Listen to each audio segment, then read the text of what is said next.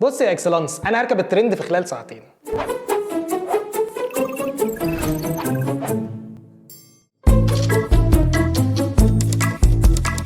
وهنا اكيد بيتبادر لذهنك المستنير سؤال مشروع جدا، الا وهو ايه هو الترند؟ الترند هو عباره عن سحله لطيفه كده، الغالب مدتها قصيره وتتمحور حول موضوع ما. الموضوع ده بقى موضوع ذو اهميه والموضوع تافه زي اللي اثاره، مش مشكلتنا خالص، احنا كده كده هنتسحل معاه. وفي جميع الاحوال هينتهي بيه الامر في مقبره الترندات بعد اسبوع ولا حاجه. لو ترند يعني ابن ناس قوي يمكن يموت بعد شهر مثلا، ودي مش حاجه جديده، دي حاجه من ايام ترند، فاهم؟ عبده الشيطان اللي هم بيسمعوا ميتال دول، معرفش وقتها كان اسمه ترند ولا لا، بس يو جيت ذا بوينت. ونقدر نلخص ظاهره الترند دي في سايكل كده، خلينا نسميها دوره حياه الترند، دايره متكامله تبدا بخضه يعقبها رغي يليه قفش يتبعه هري ثم قفش تاني بس اعلى من القفش الاولاني ثم هدوء، ويكون مات الترند على كده، بقاء لله. ونبدا بقى نعيد في ترند جديد، خضه رغي قفش هري قفش هدوء خضه رغي دواليك بقى، فاهم؟ ترندات بتسلم بعضها. والاول وهله كده قد تظن ان المشاركين في الترند تقدر ترتبهم على طيف افقي كده زي اي حاجه في الدنيا مكون من تدرجات. هنا تكون ثقافتك وقوه ملاحظتك خانتك يا اكسلانس. ليه بقى؟ لان الترندات تتميز بالاستقطاب المبالغ فيه، وبالتالي بينشا عندك فريقين، فريق على اقصى اليمين وده فريق كلنا حاجه، وفريق على اقصى اليسار وده فريق لا للحاجه اللي الجماعه اللي هناك دول عايزينها. فمثلا عندك فريق كلنا حاجه، ده فريق متفاعل جدا مع القضيه، محموق قوي، حتى لو كانت القضيه يعني حاجه مهمه قوي زي مثلا الحق في الحصول على الحلبقه، فتمام كلنا حلبقه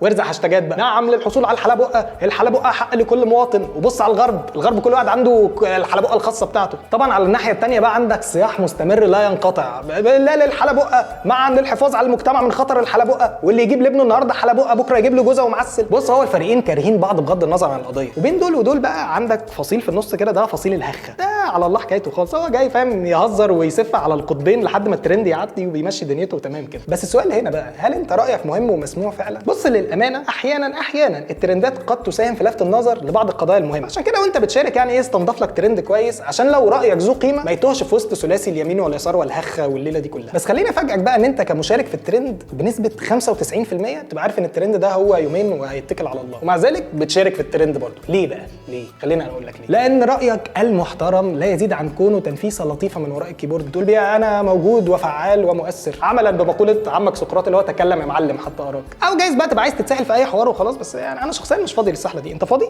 لا يا عم مش فاضي. طب بالراحه، طب اسبق انت طيب وانا هجيلك.